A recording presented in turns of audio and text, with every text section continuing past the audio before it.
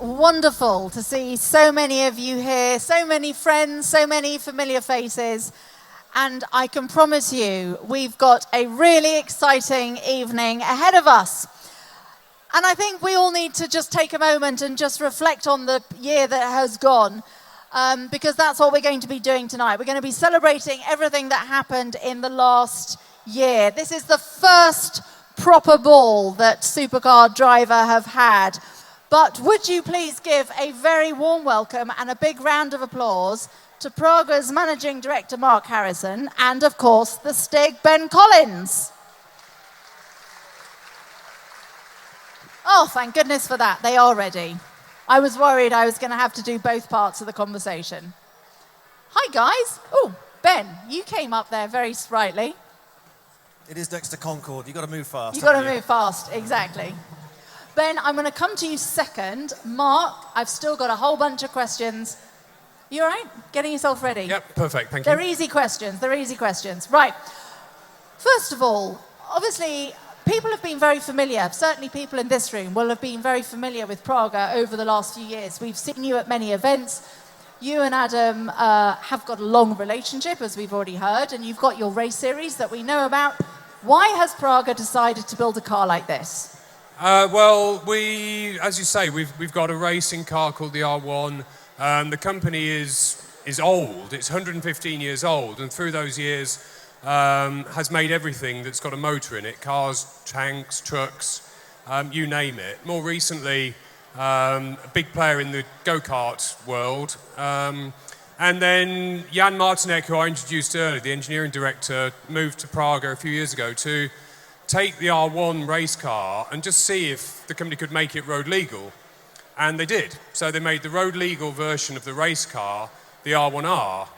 But I think very quickly realized that that was such an extreme little car. It was a single seat.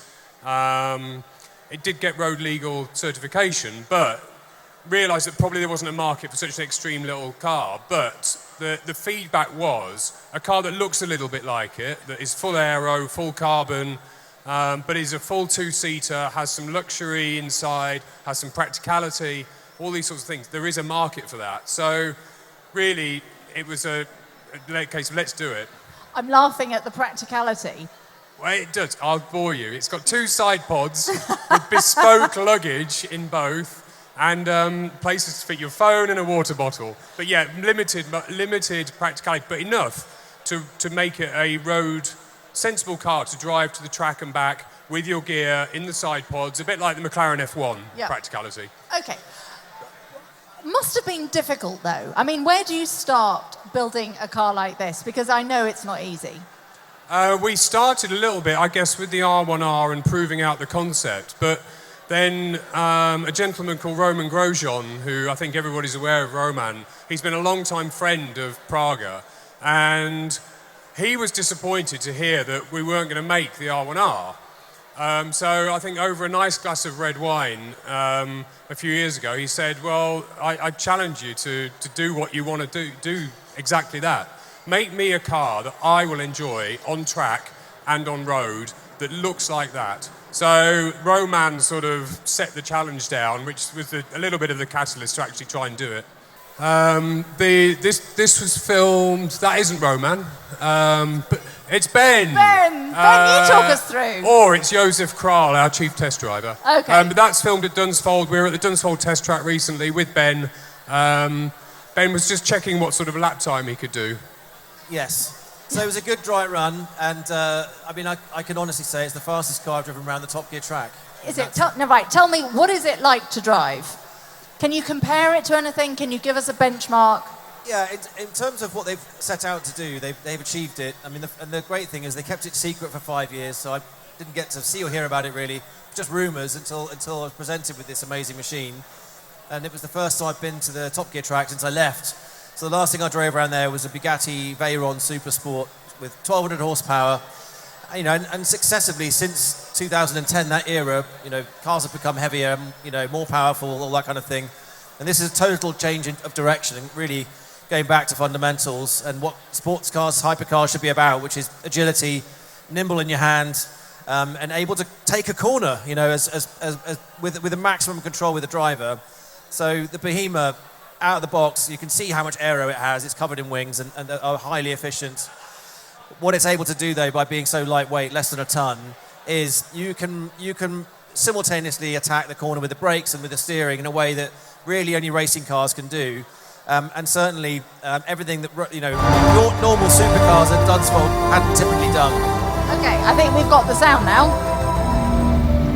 I see what you did there. You had track and road in the same video. I was getting so confused. It is, I mean, you look at it and you think that can't be road legal. It is already road legal in the UK. We got certification a few weeks ago. So it will move now to European road legal status. And it is compliant on the road. The feedback has been that on the road it's actually amazingly comfortable. Quite nice. Mark, have you driven it? Yeah, I have, not that quickly though. No. But yeah, I've driven it, and I mean, I would have said exactly what Ben said. Yeah, just go over to it. So what would you say are the car's key attributes? I think you just look at the car, and first of all, I think it has to fit in somebody's car collection and stand out. There's no point in us presenting exactly what somebody else has already got and provided. So it has to look great. The stats really speak for themselves. Below 1,000 kilos, it's below 1,000 kilos wet, 700 horsepower. So it will perform exactly as Ben explained on the track in an amazing way. But for me, most fundamentally, I think it's about a story. And it's great to be launching a car that's got 115 years of history behind it, a story that you can really dig into and be part of the Praga family. As you buy a car from us, you're buying into 115 years of history and a new car brand that's got a big heritage to it. So we'll be bringing out some of the classic cars. If anybody wants to hear about the history of the company, then Jan, as well as being chief engineer, is also chief historian. So I'll leave that one to Jan. But I think that's nice for us to offer that sort of story to the whole thing. And 89 cars seems like a slightly unusual number to settle on. We always said we would make fewer than 100. There's no point in getting greedy. The car will be available in every market around the world over the next 4 or 5 years. So 100 doesn't sound too much of a stretch. And we just looked at the history of Praga. 89 years ago, Praga won the inaugural road race called the 1,000 Miles of Czechoslovakia. So we thought, well, there's something to hang this off. 89 cars, 89 years since we won a road race, and the car is road and race. So it's nice to have a bit of a story that also fits with your aspirations for the sales of the car. And when's production supposed to be starting? It'll start in the second half of next year. We'll only make a maximum of 10 cars next year to ensure the quality. We'll work very closely with each of the customers. We're going to try and make probably 2 or 3 cars for each of the major markets: Middle East, UK, USA, Europe. So that's the plan, and then 20 a year after that, roughly. And it'll be on sale where? Everywhere. Everywhere, globally. Everywhere. So we launch here, and then we go to the Middle East in 10 days. And we base ourselves. If anybody wants to come and test drive the car, then please come to Dubai. It's warm, and we'll be very welcoming. Warm and sunny. I think on a cold, windy Manchester evening, that sounds very attractive indeed. How many have you scheduled for the UK? Probably about 2 a year. I think I'd like to think we can sell 8 to 10 cars in the UK. So we've targeted that. So it's ultra low volumes, but not so low that you'll never come across another one of the owners. I think that's a nice balance. Absolutely. And of course, the big question: how much are they going to cost? Only £1.1 million plus taxes. But I think with the performance you get from the car, the looks of the car, I'm hoping it stacks up really well within the hypercar market at that price. We're very aware that we're new to this, but the quality is there, you can see, I think. Well, and it is, I have to say, absolutely stunning. Definitely better in the flesh, having seen it over the last couple of days being trailed on the internet. Very exciting stuff. Now, Ben, of course, over to you.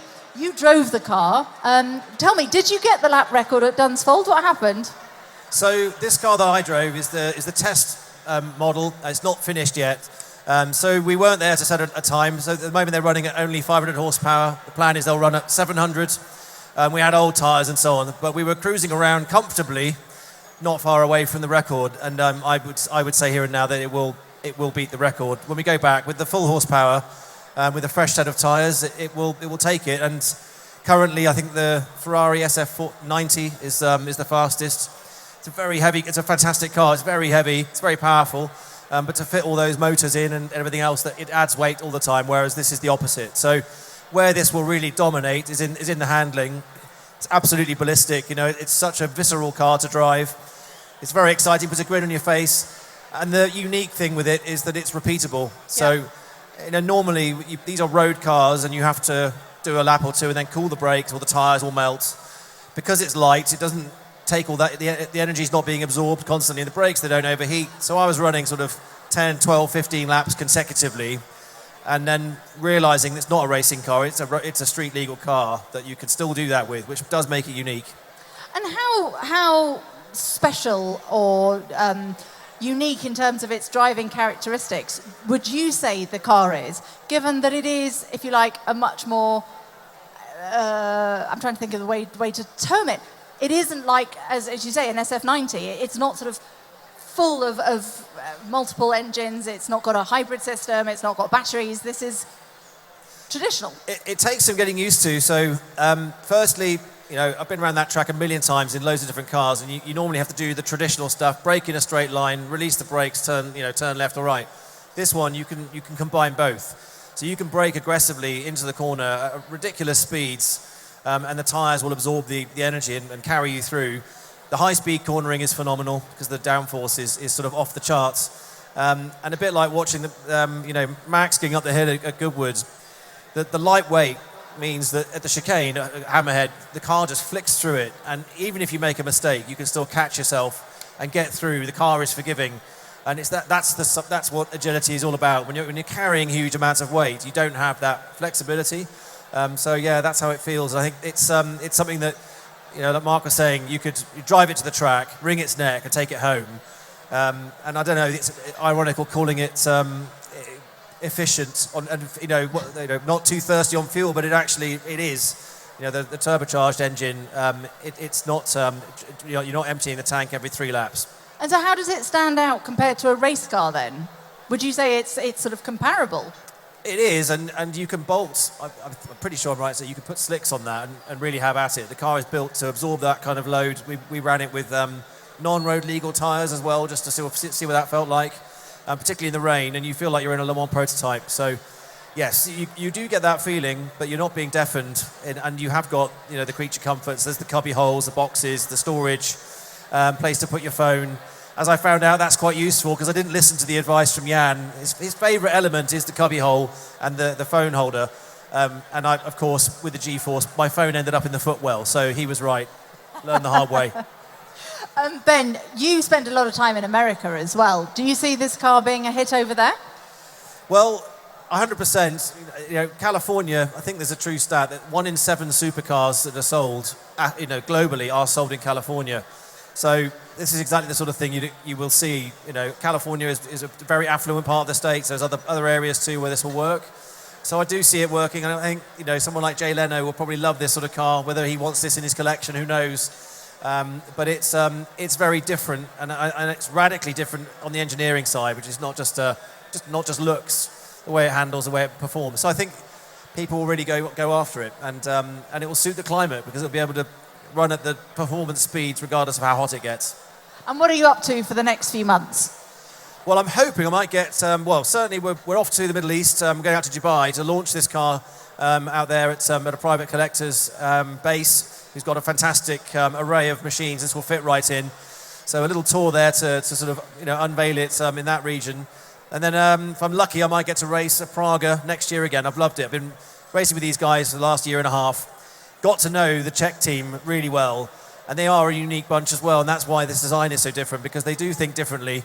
Their approach to racing and motorsport is highly entertaining. Running with them is really fun on the track as well as off it. And they bring a totally different approach. They've got a fantastic sense of humour, and they're just great guys to hang out with. So I hope I'll be racing with them, and there may be a chance of racing in Australia at Bathurst, where this car would be perfect. So Bathurst, I don't know, it's one of the fastest, most gnarly street circuit / road courses in the world, and I've raced it in a V8 supercar, which was something else, on tiny tyres with no grip. And to take the Prague around there would be much better, much more planted and a lot faster. Sounds like a lot of fun. Mark, we first saw the car trailed online, or unveiled online, I should say, 3 days ago. What's the response been? Amazing. So, yeah, it's been a busy couple of days. The most exciting, really, is where the interest has come in from, because we can only work the few media, most in English language, but we've had interest coming in from Taiwan, Japan, Germany, Australia, North America. So it's really taken off, and I don't know what that is. I mean, I think the fact that we didn't do concepts, that it was a big hit, and just worked with a few people, really. I think there was quality in that. So yeah, we're very happy with how it's going.